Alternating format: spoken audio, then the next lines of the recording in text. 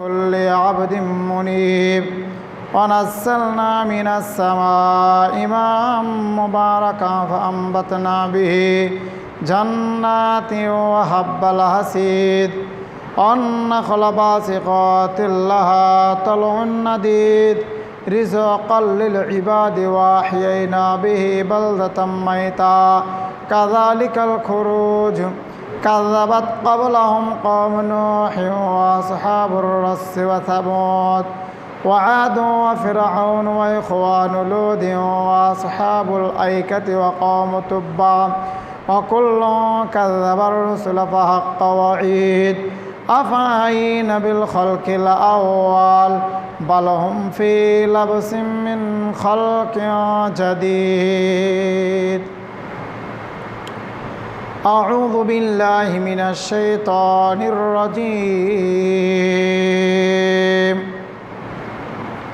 البدن جعلناها لكم من شعائر الله لكم فيها خير الآخر آيات أعوذ بالله من الشيطان الرجيم وفديناه بذبح عظيم وتركنا عليه في الآخرين الآخر آيات أعوذ بالله من الشيطان الرجيم فصل لربك وانحر الآخر آيات আলহামদুলিল্লাহ সমস্ত প্রশংসা সেই গুণগান সেই মহান রব্বুল আলামিনের জন্য যে মহান রব্বুল আলামিনের অশেষ মেহেরবানিতে পবিত্র জুমার দিন সাপ্তাহিক ঈদের দিন হাজার হাজার অসংখ্য লোকের মধ্য থেকে বাছাই করে নিয়ে পছন্দ করে নিয়ে সুস্থ শরীরে ব্যবসা বাণিজ্য কাজকর্ম সব কিছু ত্যাগ করে সঠিক সময়ে কয়েকজন গুনাহগার বান্দা এবং কয়েকজন গুনাহগার বান্দিকে মসজিদে এসে 2 রাকাত সালাত আদায় করার মতো তৌফিক দিয়েছেন সে আল্লাহর দরবারে শুকরিয়া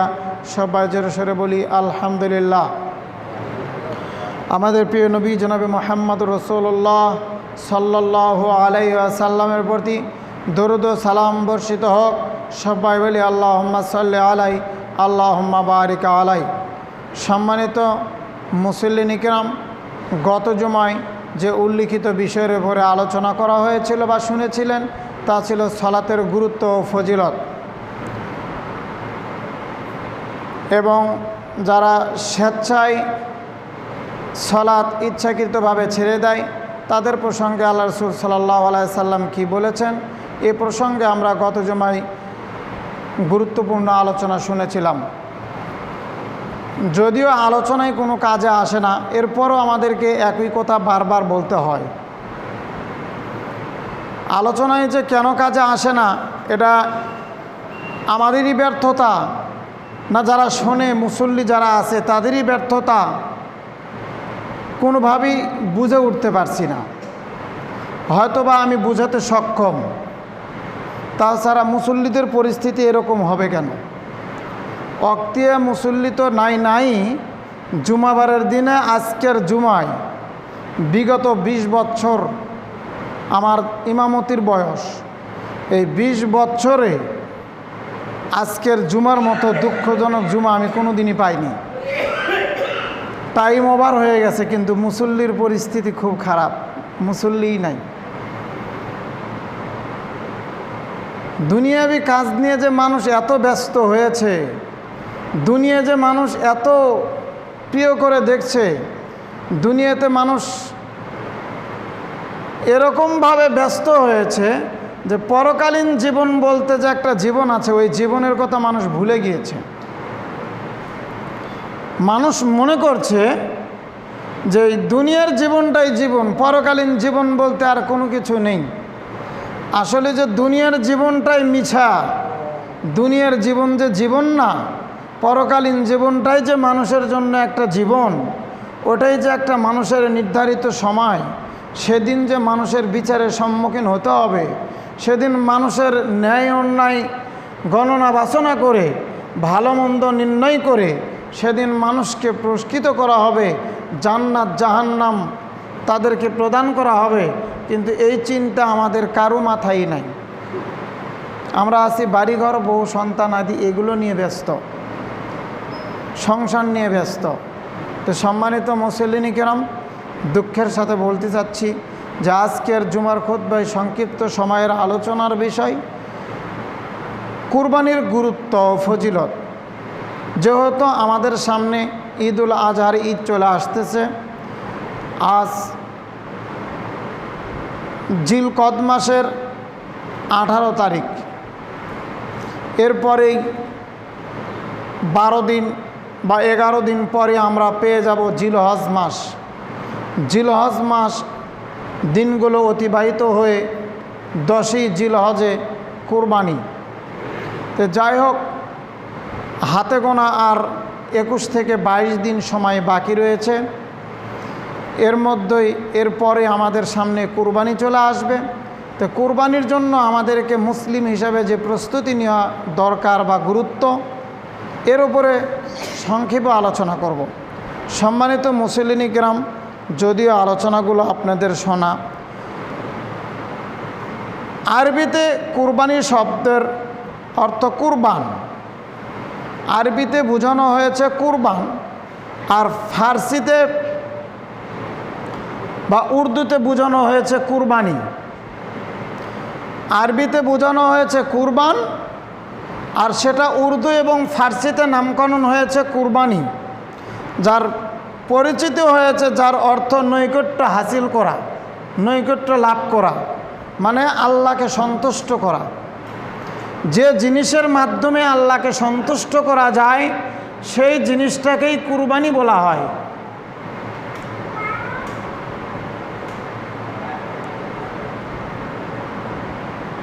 যে জিনিসটাকে, যে ইবাদত করে, যে কাজ করে আল্লাহকে সন্তুষ্ট করা যায় সেই কাজটিকেই মূলত কুরবানি বলা হয়। যদি আমরা মনে করি যে কুরবানি শুধু রক্ত প্রবাহিত করা বা কুরবানি শুধু ছাগল, গরু, ভেড়া এগুলো জবেহ করা, না। কুরবানি শব্দের অর্থ হচ্ছে আল্লাহর যে কোনো একটা কাজ করে আল্লাহকে সন্তুষ্ট করার নামই হলো কুরবানি। তো সম্মানিত মুসল্লিনী কিরাম, আল্লাহ রাব্বুল আলামিন বলেন, আল কুরবানু মা ইতাকাররাবু বিহি ইলাল্লাহি তাআলা। কুরবানি ওই মাধ্যমকে বলা হয় যা দ্বারা আল্লাহর নৈকট্য হাসিল করা হয়, মানে যা দ্বারা আল্লাহকে সন্তুষ্ট করা হয় ওই জিনিসটাকেই মূলত কুরবানি বলা হয়। যেমন কুরবানির সূচনা আমরা যদি মনে করি যে মুহাম্মদ সাল্লাল্লাহু আলাইহি সাল্লামের পর থেকে এসেছে, না, কুরবানি আদম আলাইহিস সালাম থেকে এসেছে। কুরবানি আদম আলাইহিস সালাম থেকে এসেছে। আদম আলাইহিস সালামকে আল্লাহ রাব্বুল আলামিন নিজ হাতে সৃষ্টি করলেন, করার পর তার কাছ থেকে হাওয়াকে নিয়ে আসলেন। এরপর তাদেরকে স্বামী স্ত্রী রূপে রূপান্তরিত করলেন। এরপরে হাওয়ার পেট থেকে আল্লাহ রাব্বুল আলামিন 2টি করে সন্তান দুনিয়াতে নিয়ে আসলেন। কয়টি করে সন্তান? 2টি করে। একটা ছেলে একটা মেয়ে, একটা ছেলে একটা মেয়ে। আগের মেয়ের সাথে পরের ছেলের বিয়ে, পরের ছেলের সাথে আগের মেয়ের বিয়ের ব্যবস্থা করলেন। এই বিষয়টা আদম আলাইহিস সালামের 2 ছেলে হাবিল ও কাবিল, এই বিষয়টা হাবিল মানতে রাজি হলেন না। হাবিল বলছে যে না, আমি এটা মানি না। তো যাই হোক, হাবিল চাচ্ছিল যে আমার সাথে যে বোন এসেছে আমি তাকেই বিবাহ করব, ওর সাথে যে বোন এসেছে ও তাকেই বিবাহ করবে। এই বিষয় নিয়ে যখন তারা তর্কে লিপ্ত হলো, তখন আদম আলাইহিস সালাম বা আল্লাহ রাব্বুল আলামিন জানিয়ে দিলেন যে তোমরা কুরবানি করো, যার কুরবানি আল্লাহর দরবারে কবুল হবে সেই ইকলিমাকে বিবাহ করবে। ইকলিমা দেখতে একটু বেশি সুন্দরী ছিল। তো 2 জনেরই দাবি ইকলিমাকেই বিবাহ করবে। তো 2 জনের সাথে তো একজনের বিবাহ হবে না। সেই সুবাদে বলা হলো যে তোমরা 2 জনই কুরবানি করো, যার কুরবানি আল্লাহর দরবারে কবুল হবে সেই মূলত ইকলিমাকে বিবাহ করবে। তা এখন হাবিলের কাজ ছিল ভেড়া, মেষ এগুলো লালন পালন করা, এগুলো চড়ান। আর কাবিলের কাজ ছিল ফসলাদি গোজান, ক্ষেত খামারে কাজ করা। দুজনের দু কাজ ছিল। তা হাবিল একটা পশু কুরবানি করলেন, আর কাবিল কিছু গম কুরবানি করলেন। কারণ যার যেটা ছিল সেই জিনিসটাই সে কুরবানি দিয়েছে। তখন আমরা যদি মনে করি যে শুধু গরু ছাগল ভেড়া মহিষ এগুলোকেই কুরবানি করা কুরবানি বোঝায় না, এখান থেকে বোঝা যায় যে যে কোনো ইবাদত করে, যে কোনো আমল করে আল্লাহকে সন্তুষ্ট করতে পারলে ওই আমলটাকেই কুরবানি বলা হয়। মূলত সারমর্মকতা আল্লাহর নৈকট্য লাভ করা, আল্লাহকে সন্তুষ্ট করা। যে কাজ দিয়ে আল্লাহকে সন্তুষ্ট করতে পারবেন সেটাই মূলত কুরবানি। এবার দুজনেই কুরবানি করলেন, কুরবানি করে সেটা মাঠে রেখে আসলেন। হাবিলের কুরবানি কবুল হয়ে গেল। কিভাবে? আকাশ থেকে আগুন চলে আসলো, আগুন এসে কুরবানিটা নিয়ে গেল। আর কাবিলেরটা গ্রহণ হলো না, কবুল হলো না। তখন কাবিল বলছে যে আমি তোকে মেরে ফেলবো। আসলে মূলত কাবিল যে হাবিলকে মারলেন বা মারতে চেয়েছেন, উদ্দেশ্য কি ছিল বলেন তো? এখান থেকে কি বুঝতেছেন? মূলত কাবিলের উদ্দেশ্য কি ছিল? ইকলিমাকে বিবাহ করা না, মূলত কাবিলের উদ্দেশ্য ছিল যে কুরবানি দুজনেই করেছে, হাবিলেরটা কবুল হয়েছে, কাবিলেরটা কবুল হয়নি। এটা কাবিলের জন্য বিশাল একটা লজ্জাকর বিষয়। এটা একটা লজ্জাকর বিষয় না? যে ওর কুরবানিটা যখন কবুল না হয়েছে, ও লজ্জায় আর মাথা উঠাতে পারছে না, তখন নিজেকে কন্ট্রোল করতে না পারায় কাবিল হাবিলকে মারতে মারতে মেরে ফেললেন। তো যাই হোক, এই হাদিস থেকেও বোঝা যায় যে কুরবানি একজনের পক্ষ থেকেই একটা কুরবানি লিপিবদ্ধ বা বরাদ্দ হয়েছে। তো যাই হোক, ওদিকে পরে যাই। কুরবানি মূলত সেখান থেকেই চলে আসলো। এরপরে আসলেন ইব্রাহিম আলাইহিসসালাম। ইব্রাহিম আলাইহিসসালাম বিবাহ করলেন সারাকে। সারাকে বিবাহ করলেন। বিবাহ করার পর এমন একটা রাষ্ট্র বা এমন একটা মহল্লা পার হতে যাচ্ছিলেন তার স্ত্রীকে নিয়ে। ওই রাষ্ট্র, ওই মহল্লা দিয়ে কোনো মানুষ তার স্ত্রী নিয়ে অতিবাহিত করতে পারবে না বা ওই মহল্লায় ঢুকতে পারবে না। তো সারাকে নিয়ে যখন ইব্রাহিম আলাইহিসসালাম ঢোকার পরিকল্পনা করলেন, ইচ্ছা পোষণ করলেন, তখন সারারা ইব্রাহিম আলাইহিসসালাম বললেন, সারা, যদি কেউ আমাকে জিজ্ঞাসা করে আমি বলবো যে ও আমার বোন, কারণ এই মহল্লায় স্ত্রী নিয়ে ঢোকা নিষেধ। আর তোমাকে যদি কেউ জিজ্ঞাসা করে তাহলে তুমি বলবে ও আমার ভাই। যদিও আমরা দুজন স্বামী স্ত্রী, যদি বলো যে আমি মিথ্যার আশ্রয় নিচ্ছি না, এখানে মিথ্যা বলছি না, দ্বীনি মুসলিম হিসেবে আমরা একে অপরের ভাই ও বোন। এক মুসলমান আর এক মুসলমানের কি ভাই। এখান থেকে বোঝা যায় যে সে বলছিল যে আমরা ভাই ও বোন মুসলিম হিসেবে, তো তুমি এটা বলবে। তো এক পর্যায়ে ইব্রাহিম আলাইহিসসালাম তার স্ত্রীকে নিয়ে যখন ওই মহল্লা, ওই রাষ্ট্র অতিক্রম করতে চাচ্ছিলেন, ওই রাষ্ট্রের বাদশা জানতে পারলেন যে এই মহল্লায় একজন ব্যক্তি ঢুকেছে, তার সাথে একজন রূপবতী গুণবতী সুন্দরী একজন স্ত্রীও আছে, একজন মহিলা আছে। এটা জানতে পেরে ইব্রাহিম আলাইহিসসালামকে ডাকলেন, বললেন যে তোমার সাথে মহিলাটি কে? ইব্রাহিম আলাইহিসসালাম বললেন যে আমার বোন। এসে বললেন আমাকে ডেকেছিলেন, আমি একথা বলেছি, তুমি একথাই বলবে যে ও আমার ভাই। এবার সারা রাদিয়াল্লাহু তাআলা আনহা ওই বাদশার নিকটে গেলেন। তিনি তাকে ভোগ করার জন্য তার দিকে হাত বাড়ালেন। সারা রাদিয়াল্লাহু তাআলা আনহা বলছে যে আল্লাহ, আমি আমার স্বামীর জন্যই শুধু, বা আমার শরীর বা আমার চেহারা আমার স্বামী ব্যতীত কোনো পুরুষ দেখেনি, এবং এই বাদশা বা এই রাজা যেন আমার ওপরে জয়লাভ না করতে পারে, আমার সতীত্বের হেফাজত তুমি করো। এবার যখনই এ কথা বললেন তখনই ওই বাদশা জমিনে পড়ে ছটপট করতে লাগলেন। এরকম পরপর সারা রাদিয়াল্লাহু তাআলা আনহা বললেন যে আল্লাহ, এখন যদি লোকটি মারা যায় তাহলে জনগণে জানবে যে ইব্রাহিম ও তার স্ত্রী অমুক বাদশাকে হত্যা করেছে। আমি খুনি হিসাবে দুনিয়াতে পরিচিত হতে চাই না, তুমি তাকে সুস্থ করো। পুনরায় লোকটি সুস্থ হয়ে গেল। আবারও লোকটি যখন সাহারার দিকে হাত বাড়ালেন আবার জমিনে পড়ে গেলেন। একই অবস্থা তিনবার হয়েছে। তখন বাদশা বলছে যে এখান থেকে নিয়ে যাও, তোমরা কি জাদুকর আমার কাছে নিয়ে এসেছো? এ তো জাদুবিদ্যা জানে, কাকে এখানে নিয়ে এসেছো? এখান থেকে নিয়ে যাও। তখন ওখান থেকে তাকে নিয়ে যাওয়া হলো এবং হাদিয়া স্বরূপ ইব্রাহিম আলাইহিসসালামকে একটা নারী দিয়ে দিলেন বা একজন মহিলাকে দিয়ে দিলেন, যার নাম ছিল হাজরা আলাইহিসসালাম, দাসী হিসেবে। হাজরাকে ইব্রাহিম আলাইহিসসালাম দাসী হিসেবে উপহার হিসেবে পেয়ে গেলেন। পরে তাকে বিবাহ করলেন, সেখান থেকে একজন সন্তান হলো। এবার আল্লাহ তাআলার হুকুম মোতাবেক বলা হলো যে ইব্রাহিম, আপনি আপনার স্ত্রী এবং সন্তানকে মরুভূমির প্রান্তে রেখে আসেন। আল্লাহর হুকুম মোতাবেক রেখে আসলেন। যাই হোক, ঘটনাগুলো শুনেছেন। সেখানে ইব্রাহিম আলাইহিসসালাম তার স্ত্রী হাজরা এবং তার ছেলে ইসমাইল আলাইহিসসালামকে রেখে আসলেন সেই বালুচরের মধ্যে পাহাড়ি এলাকায়। সেখানে রেখে আসলেন, যেখানে নেই কোনো জনগণ, নেই কোনো পশু পাখি, নেই কোনো জীবজন্তু, নেই কোনো তরুলতা, পানি, কোনো খাদ্যের ব্যবস্থা, কোনো কিছু নেই।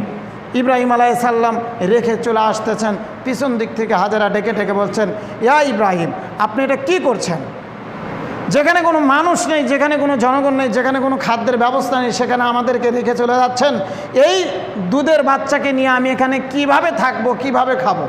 এটাকে আপনি আমাকে স্বেচ্ছায় নিজ ইচ্ছায় রেখে যাচ্ছেন না আল্লাহর হুকুমে রেখে যাচ্ছেন?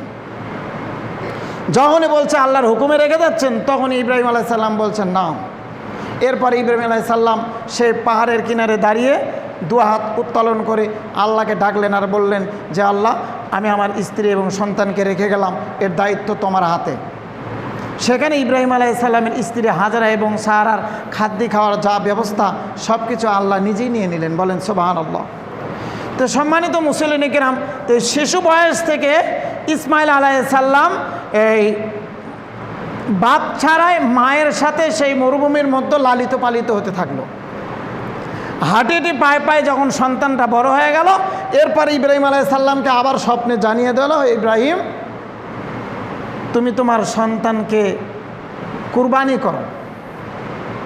এবার সন্তান যখন হাঁটে, একটু বোঝে, বুঝবান হয়েছে, তখন ইব্রাহিম আলাইহিসসালাম আবার সেখানে উপস্থিত হয়েছেন। নেন, এবার কতদিন অতিবাহিত হয়েছে। ইব্রাহিম আলাইহিসসালাম তাদেরকে রেখে, বনবাসে রেখে চলে আসলেন, যেখানে কোনো মানুষ নেই, জনপদ নেই, কোনো কিছু নেই। সেখানে আল্লাহ তাদেরকে খাওয়া পড়ায় বড় করলেন।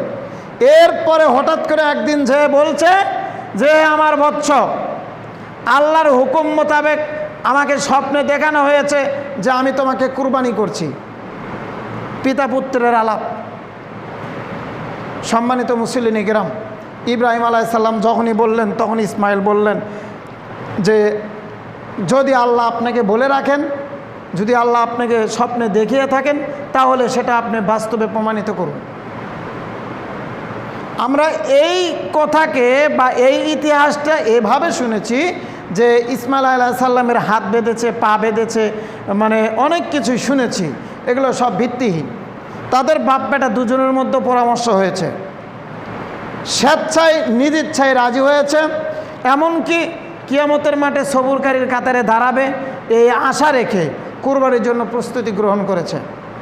ইসমাইলকে উপর করে শোয়াই দেওয়া হয়েছে, মাথার পিছন দিকে উপরের দিকে, মুখটা নিচের দিকে করে চিৎ করে শোয়ায় রাখা হয়েছে। পিছনের দিক থেকে ছুরি মারা শুরু করলেন, কিন্তু ছুরি কাটছিল না।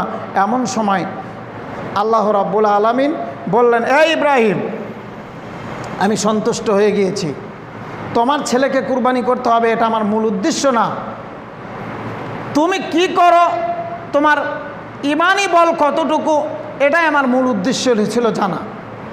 তা আমি বুঝতে পেরেছি, আমি স্পষ্ট হয়ে গিয়েছি যে তুমি আমার জন্য তোমার ছেলেকে কুরবানি করতেও দ্বিধা করবে না। পিছন দিকে তাকিয়ে দেখো, তোমার জন্য কুরবানি প্রস্তুত।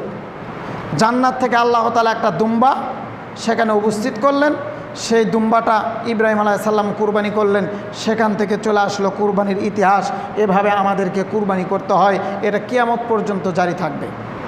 তো সম্মানিত মুসলিম কিরাম, এখান থেকেও বোঝা যাচ্ছে যে একটা আত্মা রক্ষা করার জন্য আর একটা আত্মা দিয়েছেন।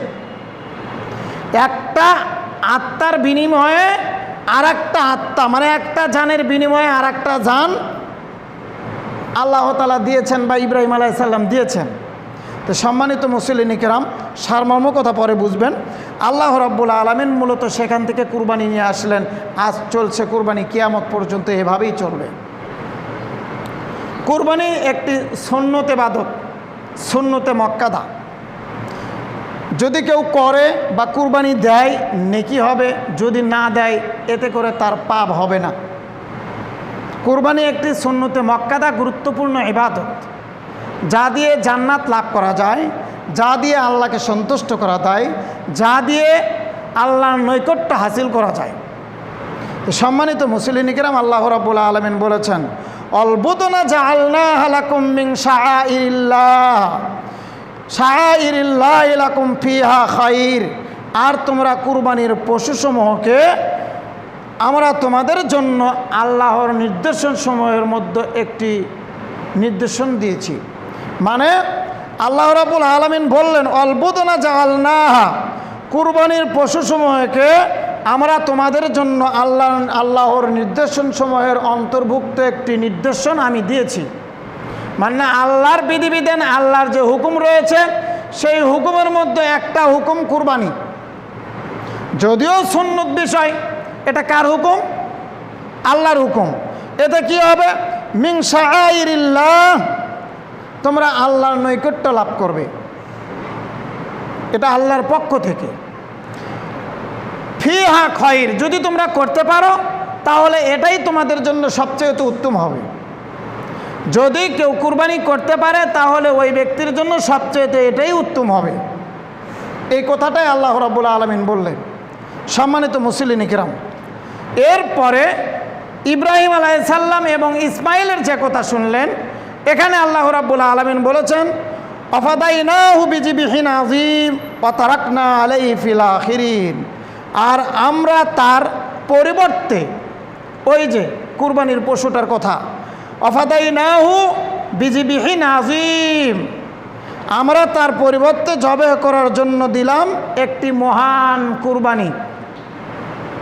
তার মানে বোঝা যায় যে উট গরু এর চাইতেও মূল্যবান কুরবানি আল্লাহর কাছে ছাগল, এর চেয়ে মূল্যবান কুরবানি হলো দুম্বা। যদিও পশুটা ছোট, এরপরে উট ও গরুর চেয়ে মূল্যবান। যেহেতু ইব্রাহিম আলাইহিস সালামকে দুম্বা দিয়ে আল্লাহ তাআলা খাস করেছেন। আবার এখান থেকে এটা বুঝে নিয়েন না যে তাহলে কি উট গরু কুরবানি চলবে না। না, উট গরু কুরবানিও চলবে, এ মর্মে হাদিস আছে, স্পষ্ট দলিল আছে এগুলো। উট গরু দিয়েও কুরবানি চলবে, তবে উত্তম কুরবানি যেটা, সেটা রাসূল সাল্লাল্লাহু আলাইহি সাল্লামের হাদিস থেকে যেটা পাওয়া যায়, উত্তম কুরবানি হিসেবে ছাগলই হয়। রাসূল সাল্লাল্লাহু আলাইহি সাল্লাম তার মৃত্যু পর্যন্ত প্রত্যেক বছর, তার বিদায়ের বছরে রাসূল সাল্লাল্লাহু আলাইহি সাল্লাম দুটা খাসি কুরবানি দিয়েছেন, ওটও দিয়েছেন। কিন্তু প্রত্যেক বছরে মুহাম্মদ সাল্লাল্লাহু আলাইহি সাল্লাম দুটি করে খাসি কুরবানি দিতেন। তার মানে বোঝা যায় খাসি বা ছাগল আল্লাহর কাছে সবচেয়ে পছন্দনীয় একটি কুরবানি। আর আমাদের এই বাংলাদেশের মানুষের চোখে যে ছাগল একটা কুরবানির পশু হলো, কয়টুকু গোস্ত হবে? আসলে কি গোস্ত মূল উদ্দেশ্য? মূল উদ্দেশ্য আল্লাহর সন্তুষ্টি। মূল উদ্দেশ্য হলো আল্লাহর সন্তুষ্টি, মূল উদ্দেশ্য গোস্ত নয়। কিন্তু আমাদের কাছে মূল উদ্দেশ্য হলো গোস্ত। আমাদের কাছে মূল উদ্দেশ্য হলো লোকজন জানুক, জনগণে জানুক যে অমুক এত টাকায় এত বড় এ মাপের একটা কুরবানি দিয়েছে। তো সম্মানিত মুসলিম ইকরাম, মানুষ এরকম চিন্তা ভাবনা নিয়ে থাকে। ওয়া তারাকনা আলাইহি ফিল আখিরিন, এবং আমরা এটিকে কুরবানি পরবর্তীদের মধ্যে রেখে দিলাম। জান্নাত থেকে আল্লাহ তাআলা একটি মহান কুরবানি দিলেন ইব্রাহিমকে, এবং এটি ওয়াতারাকনা আলাইহি ফিল আখিরিন, পরবর্তী লোকদের জন্য এটা জারি করে রেখে দিলেন যে কিয়ামত পর্যন্ত মানুষ এভাবেই কুরবানি দিবে। সম্মানিত মুসলিম কিরাম, তো কুরবানি একটি গুরুত্বপূর্ণ ইবাদত, যা দিয়ে আল্লাহকে সন্তুষ্ট করা যায়। আল্লাহ রাব্বুল আলামিন বললেন, ফাসল্লি লিরাব্বিকা ওয়ানহার, তুমি তোমার প্রতিপালকের উদ্দেশ্যে সালাত আদায় করো, ওয়ানহার, এরপরে তোমরা কুরবানি করো। যত জায়গায় যত ইবাদতের কথা বলেছেন, আগে সালাতের কথা বলেছেন, আকিমিস সালাতা ওয়া আতুজ যাকাত, আগে সালাত পরে যাকাত, আগে সালাত পরে কুরবানি। আর আমাদের বাংলাদেশের মানুষের কাছে সালাত বাতিল, এছাড়া যত ইবাদত আছে সব ইবাদত নিয়ে ব্যস্ত। সালাত বাতিল, সালাতের কোনো প্রয়োজন নেই। অথচ আল্লাহ রাব্বুল আলামিন বললেন ফাসল্লি, যদি তোমরা আল্লাহকে সন্তুষ্ট করতে চাও তাহলে আগে সালাত আদায় করো, ওয়ানহার, পরে কুরবানি করো। আগে সালাত পরে কুরবানি। সম্মানিত মুসলিম কিরাম, তো এই কুরবানি আমাদেরকে গুরুত্ব সহকারে দেখতে হবে, যা দিয়ে আল্লাহকে সন্তুষ্ট করা যায়। বলতে চাচ্ছিলাম, কুরবানি একটি গুরুত্বপূর্ণ ইবাদত। মান কানা লাহু সাআতান ওয়া লাম ইউযাহ ফালা ইয়াকরিবান্না মুসাল্লানা, যদি কারো কুরবানি দেওয়ার মতো সামর্থ্য থাকে আর যদি সে কুরবানি না দেয়, সে যেন ঈদগাহের মাঠে না আসে। তার মানে বোঝা যায় কুরবানির একটা গুরুত্ব আছে। কুরবানি মানুষ দিবে তার সামর্থ্য অনুযায়ী, কুরবানি মানুষ দিবে তার সামর্থ্য অনুযায়ী। এখন আমাদের কাছে বাংলাদেশে আমাদের যে পরিস্থিতি, কুরবানি আমরা দেই, সামর্থ্য থাক আর না থাক, লোকে জানুক যে ও কুরবানি দিয়েছে। এখন সুদে টাকা নিয়ে আসা হোক, হাওলাত করা হোক, যে কোনো মর্মে টাকা ব্যবস্থা করে কুরবানি দিতে হবে। কারণ নতুন বিয়ে, আত্মীয় স্বজন প্রতিবেশী আছে, তারা জানবে মেয়ে বিয়ে দিয়েছি, তারা আসবে, তাদের পাতে গোস্ত দিতেই হবে। গোস্ত যেহেতু কিনতেই হবে, মেহমান আসলে তো একটা কুরবানি দিয়ে ফেলে দিই, এক কাজে দুই কাজ। এরকম চিন্তা ভাবনা নিয়েও বাংলাদেশের মানুষ কুরবানি দেয়। হয়তো বা আপনাদের এলাকায় নাই বা আপনারা জানেন না, কিন্তু অনেকে আমাদের সাথে এরকম আলাপ আলোচনা করে, আমি নিজ কানে শুনেছি, আমার সাথেই পরামর্শ করেছে এমনও মানুষ। তো সম্মানিত মুসলিম কিরাম, আল্লাহ রাব্বুল আলামিন কুরবানি একটি গুরুত্বপূর্ণ ইবাদত হিসাবে মানুষকে জানিয়েছেন, এবং আপনাকে আমাকে এটা করতে হবে। এটা বাধ্যতামূলক ইবাদত নয় যে করতেই হবে, যদি করেন তাহলে নেকি আছে, বিনিময়ে জান্নাত। কিন্তু যদি না করেন এতে কোনো পাপ হবে না। আর এই কুরবানি দিবেন মুসিন্না দ্বারা। মুসিন্না বোঝেন তো? দুধে দাঁত পরে নতুন করে দাঁত গোজানোর পরে যে ছাগল 1 বছর অতিক্রম হয়ে যাওয়ার পরে দুধে দাঁত ভেঙে যখন আবার পুনরায় দাঁত গজায়, এমন ছাগল দিয়ে আপনি কুরবানি দিবেন। 3 বছর পদার্পণ হওয়ার পর একটা গরুর যখন দাঁত পড়ে আবার নতুন করে দাঁত উদিত হয়, তখন ওই গরু দিয়ে আপনি কুরবানি দিবেন। 6 বছর পদার্পণ হওয়ার পর যখন একটা উটের দাঁত পড়ে যায়, দুধে দাঁত পড়ে যেয়ে নতুন করে দাঁত গজায়, তখন ওই উট দিয়ে কুরবানি দিবেন। তো এখানে বলা হয়েছে মুসিন্না, তোমরা কুরবানি দিবা মুসিন্না দ্বারা, মানে দুধে দাঁত পড়ে যেয়ে নতুন করে দাঁত গজানো পশু দিয়ে তোমাদেরকে কুরবানি দিতে হবে, মূল উদ্দেশ্য। এখন আমরা দেখি হুষ্টপুষ্ট একটু তরুতাজা কোন ছাগল গরু আছে, ওগুলোই আমরা মূলত নিয়ে আসি, কিন্তু আমাদের মূল উদ্দেশ্য এটা যদি হয় তাহলে হবে না। কুরবানি দিতে হবে মুসিন্না দ্বারাই, মানে দাঁত ভেঙে পড়ে গিয়েছে, নতুন করে দাঁত উঠেছে, এমন দিয়েই কুরবানি দিতে হবে। লা তাজবাহু ইল্লা মুসিন্না, যদি মানুষ মুসিন্না দ্বারা কুরবানি না দেয়, ইল্লা মুসিন্না, তাহলে ওর কুরবানি গ্রহণযোগ্য হবে না। দাঁত পড়ে যে নতুন করে দাঁত আবার উঠতে হবে। তবে হ্যাঁ, যদি এমন পশু না পাওয়া যায়, যদি এমন পশু না পাওয়া যায়, ওই ক্ষেত্রে ইল্লা আইয়াসুরা আলাইকুম ফাতাযবাহু, 1 বছর পদার্পণ হয়ে গিয়েছে কিন্তু দাঁত পড়েনি। অনেক পশু আছে, অনেক ছাগল আছে, বছর হয়ে গিয়েছে কিন্তু দাঁত পড়ে না, আর একটু সময় নেই। অনেক গরু আছে 3 বছর অতিক্রম হয়ে গিয়েছে কিন্তু দাঁত পড়ে না, আর একটু সময় নেই। ওই ক্ষেত্রে যদি আপনি মুসিন্না মানে দাঁত পড়ে যাওয়া, দাঁত নতুন করে ওঠা এমন কুরবানির পশু যদি আপনি না পান, ওই ক্ষেত্রে আপনার এই কুরবানিগুলো চলে। কিন্তু আপনার বাজারে বা যে কোনো জায়গায় আপনি পাবেন দাঁত পড়ে যে নতুন করে দাঁত উঠানো ছাগল, ভেড়া, গরু, উট, এগুলো আপনি পাবেন। ওই ক্ষেত্রে আপনার এগুলো চলে না। সম্মানিত মুসলিম কিরাম, জুজআতাম মিনাজ জুজআনি, রাসূল সাল্লাল্লাহু আলাইহি সাল্লাম বললেন মুসিন্না পশুকে কুরবানির জন্য উত্তম বলে পদার্পণ করেছেন, মানে খাস করেছেন, এটাই উত্তম। যে পশুর দাঁত পড়ে যায়, নতুন করে দাঁত উঠেছে, ওটাকেই আল্লাহ তাআলা উত্তম কুরবানি হিসেবে গণ্য করেছেন। তো স্পষ্ট কুরবানির জন্য আর একটি শর্ত, যে ছাগল গরু যেটাই আপনি কুরবানি দেন সেটা নিখুঁত হতে হবে। নিখুঁত, লেজ কাটা থাকলে চলবে না, পা খোলা থাকলে চলবে না, শিং ভাঙ্গা থাকলে চলবে না, কান কাটা থাকলে চলবে না, শরীরে কোনো খুঁত থাকলে এমন পশু দিয়ে কুরবানি চলবে না। তবে পশু ক্রয় করেছেন বা 1 বছর বা 2 বছর যাবৎ লালন পালন করতেছেন, কুরবানির আগদে পশুটা অ্যাক্সিডেন্টালি ঠ্যাং একটা সমস্যা হয়ে গিয়েছে, কান একটা সমস্যা হয়ে গিয়েছে, শিং একটা ভেঙে গিয়েছে, এমন পশু দিয়ে কুরবানি চলবে, কোনো সমস্যা নেই। কারণ ওটা আপনি আগেই কিনে ফেলেছেন, ওটা নতুন করে আবার বিক্রি করে আপনাকে কিনতে হবে এমন নয়, কুরবানি হবে না এমনটাও নয়। তো যাই হোক, আমরা এখান থেকে কুরবানির জন্য প্রস্তুতি গ্রহণ করব, আর কুরবানি প্রত্যেকে আমরা নিজের থেকে দেওয়ার চেষ্টা করব। তার কারণ রাসূল সাল্লাল্লাহু আলাইহি সাল্লাম বলেছেন, যখন রাসূল সাল্লাল্লাহু আলাইহি সাল্লাম তার পশু জবাহ করলেন তখন বললেন বিসমিল্লাহি আল্লাহুম্মা তাকাব্বাল মিন মুহাম্মাদিন ওয়া আলি মুহাম্মাদিন ওয়া মিন উম্মতি মুহাম্মাদিন। হে আল্লাহ, আমি যে পশুটা জবাহ করছি তোমার নামে, আমি যে পশুটা জবাহ করছি তোমার নামে,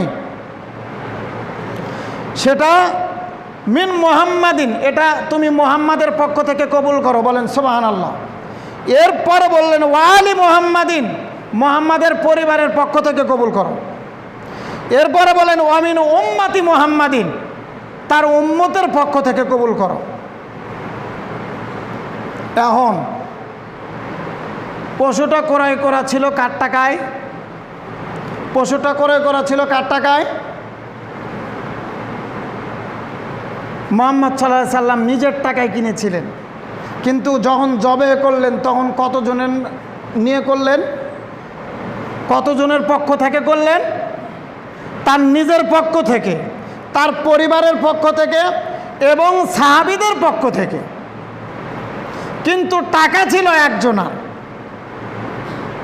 তা রাসূল সাল্লাল্লাহু আলাইহি সাল্লাম এভাবে কুরবানি দিয়েছেন। তো এখান থেকেও আমরা স্পষ্টভাবে বুঝতে পারি যে ভাগে কুরবানি চলে, যেহেতু অনেকের পক্ষ থেকে দিয়েছে ভাগে কুরবানি চলে, এটাই বুঝি নাকি? না, টাকা একজনের। তার মানে এখান থেকে বোঝা যায় নেকির ভাগ দেওয়া যায় কিন্তু টাকার ভাগ নেওয়া যায় না। কথা কি বুঝতে পারছেন? নেকির ভাগ দেওয়া যায় কিন্তু টাকার ভাগ নেওয়া যায় না। এখন কুরবানি মূলত আমরা ভাগেই বেশি দেই, একা একই কম দেই। ভাগে আমরা বেশি দেই। ভাগে দেন, আমি আপনাকে না করিনি। তবে কুরবানি আজকে নতুন কোনো ইতিহাস নয়, কুরবানি আজকে নতুন কোনো বক্তব্য নয়। আর যে কুরবানি নিয়ে যে মতানক্য মানুষের ভিতরে আছে, যে দ্বিধাদ্বন্দ্ব আছে, এটা আজকে নতুন নয়, সেটা যেদিন থেকে কুরবানি শুরু হয়েছে সেদিন থেকেই আছে। আপনি আমি হাদিস ঘাটাঘাটি করিনি, এই জন্য বুঝিনি। যদি হাদিস ঘাটাঘাটি করতাম তাহলে আমরা বুঝতে পারতাম। যেমন ইমাম মালিক রাহিমাহুল্লাহ আলাই তিনি একজন ইমাম, তিনিও সাপোর্ট করেন যে ভাগে কুরবানি চলে, তবে 7 জনের পক্ষ থেকে চলে, 7 পরিবারের পক্ষ থেকে চলে না। কয়জনের পক্ষ থেকে চলে? 7 জনের পক্ষ থেকে চলে, কিন্তু 7 পরিবারের পক্ষ থেকে চলে না। আমরা কিন্তু মূলত 7 পরিবারের পক্ষ থেকেই দেই, 7 জনের পক্ষ থেকে দেই না। আপনি 7 জনে মিলে কুরবানি দেন, 100 জনে মিলে কুরবানি দেন, আপনি। ইমাম শাফি রাহমাতুল্লাহ আলাইহি বলেছেন যতজন লোক মিলে ভাগে দিতে পারে কোনো সমস্যা নেই। ইমাম শাফির বক্তব্যে বা তার ফতোয়া থেকে বোঝা যায় যে যতজনে মিলে দিতে পারে কোনো সমস্যা নেই, দিবে। কিন্তু ইমাম আবু হানিফা রাহমাতুল্লাহ আলাইহি বলেছেন, যার বক্তব্যে বাংলাদেশের মানুষ ব্যস্ত হয়ে গিয়েছেন, ইমাম আবু হানিফা বলেছেন যে 7 জনের পক্ষ থেকে কুরবানি চলে, 7 পরিবারের পক্ষ থেকে চলে না। আর 7 পরিবারের পক্ষ থেকে যে কুরবানি দিবে বা 7 জনের পক্ষ থেকে যে কুরবানি দিবে, একজনেরটা যদি কবুল না হয় তাহলে 7 জনেরটা ধরেই বাতিল। কথা কি বুঝতে পারছেন? এ কথা কে বলেছেন?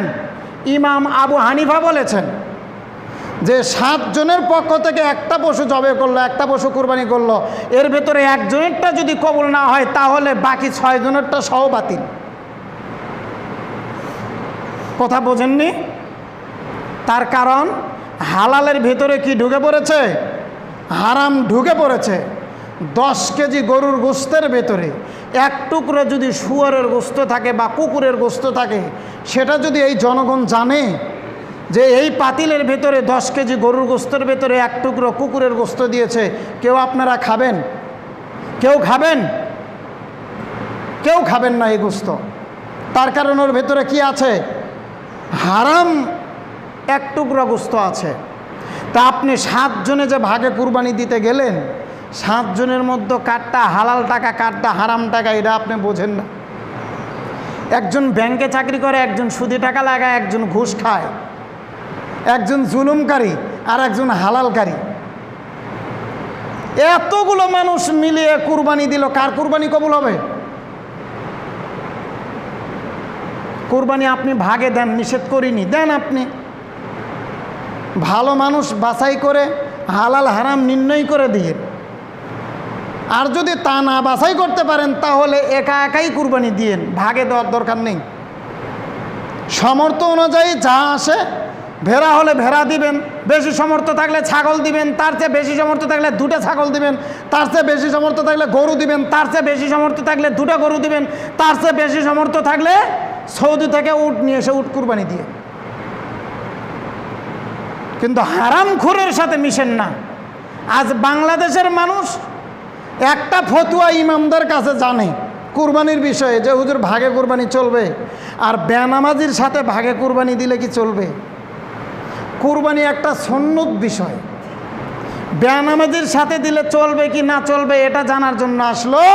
বেনামাজির কাছে মেয়ে বিয়ে দিচ্ছে এই প্রশ্নটা কেউ এসে করে না যে ইমাম সাহেব বেনামাজির সাথে মেয়ে বিয়ে দেওয়া বা বেনামাজির সাথে আত্মীয়তা করা কি চলবে, এটা কেউ জিজ্ঞাসা করতে আসে না। যে ইমাম সাহেব অমুক সুদখোর স্বৈরাচারী জুলুমকারী তো আমার বন্ধু, আসলে ওর সাথে আমার বন্ধু হিসাবে গ্রহণ করাটা ঠিক হয়েছে, এটা কেউ জিজ্ঞাসা করতে আসে না। কেউ একটু বলতে আসে না ইমাম সাহেব অমুকের বাড়িতে যৌতুক দিয়ে বিয়ে চলছে, ওই বিয়ে তো আসলে ইসলামী শরিয়া মোতাবেক হারাম, ওই বিয়েতে আমাকে দাওয়াত করেছে, আমি কি ওই বিয়েতে যাব? বিয়েতে কি যাওয়া যাবে? কেউ একটু এই প্রশ্নটা করে না। এসে বলছে যে বেনামাজির সাথে কি ভাগে কুরবানি দেওয়া চলবে? সম্মানিত মুসলিম কিরাম, বেনামাজিকে রসুল সাল্লাল্লাহু আলাইহি সাল্লাম কাফের সাব্যস্ত করেছেন, বেনামাজিকে রসুল সাল্লাল্লাহু আলাইহি সাল্লাম মুনাফিক সাব্যস্ত করেছেন, বেনামাজিকে আল্লাহ রসুল সাল্লাল্লাহু আলাইহি সাল্লাম শিরককারী হিসেবে সাব্যস্ত করেছেন, বেনামাজিকে রসুল সাল্লাল্লাহু আলাইহি সাল্লাম ফাসিক বলে ঘোষণা দিয়েছেন। কোনো মুনাফিকের সাথে আপনার ভাগে কুরবানি চলে না, কোনো কাফেরের সাথে ভাগে কুরবানি চলে না, কোনো মুনাফিকের সাথে ভাগে কুরবানি চলে না, কোনো ফাসিকের সাথে ভাগে কুরবানি চলে না। এখন ইমাম সাহেব আমরা তো সবাই ফাসিক, তাহলে সবাই মিলেই দেন, কারণ সবাই বেনামাজি। সবাই সুদখোর, সবাই ঘুষখোর, সবাই স্বৈরাচারী এই জগতে। সম্মানিত মুসলিম কিরাম, নিজেকে বাঁচানোর চেষ্টা করুন, পরিবর্তন হন, এখনও সময় আছে।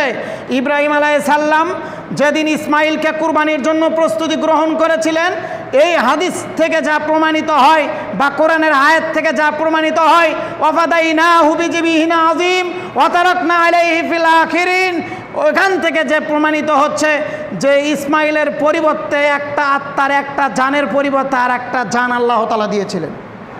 তার মানে বোঝা যায় একটা জানের পরিবর্তে একটা জানই কুরবান হবে, একজনের পক্ষ থেকে একটা কুরবানি হবে। ইমাম মালিক বলেছেন, ভাগে কুরবানি আমি সমর্থন করি, ভাগে কুরবানি দেওয়া এতে সমস্যা নেই, তবে আমি মনে করি প্রত্যেকের পক্ষ থেকে একটা করে কুরবানি দেওয়া জরুরি, যদি সামর্থ্য থাকে। প্রত্যেকের পক্ষ বোঝেন, একটা পরিবারে 5 জন সদস্য আছেন, আপনি, আপনার 2টা ছেলে, আপনার মেয়ে, আপনার স্ত্রী, কয়জন? 5 জন। 5 জনের পক্ষ থেকে 5টাই কুরবানি দেন।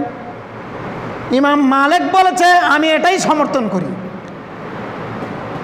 ভাগে দাও তাতে সমস্যা নেই, তবে এটাই উত্তম হবে যে আল্লাহর নৈকট্য হাসিল কেউ যদি করতে চায়, আল্লাহর নৈকট্য লাভ যদি কেউ করতে চায়, তাহলে একজনের পক্ষ থেকে একটা কুরবানি উত্তম। কারণ যে যার ইবাদত দিয়ে, যে যার আমল দিয়ে আল্লাহকে সন্তুষ্ট করবে, এখানে কাউকে শরিক করে নয়। তা আল্লাহ তাআলা আমাদেরকে বোঝার মতো তৌফিক দান করুক, সবাই বলি আমিন।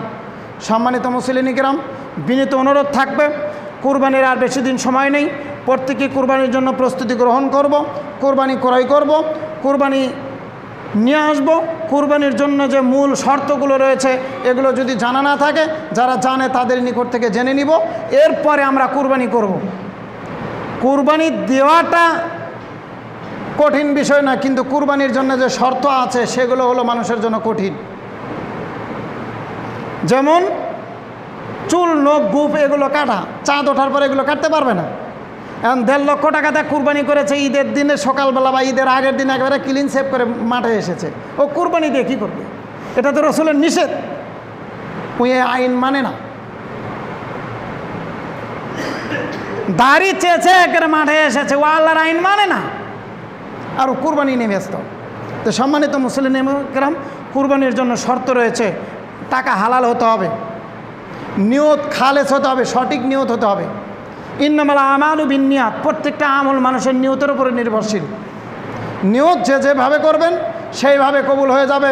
ভাগে দেন, একাকি দেন, যেভাবে ইচ্ছে সেইভাবে দেন, আল্লাহ নিয়তের ওপরে কুরবানির পশু বা যে কোনো আমল, যে কোনো নেকি আল্লাহ তাআলা নেবেন।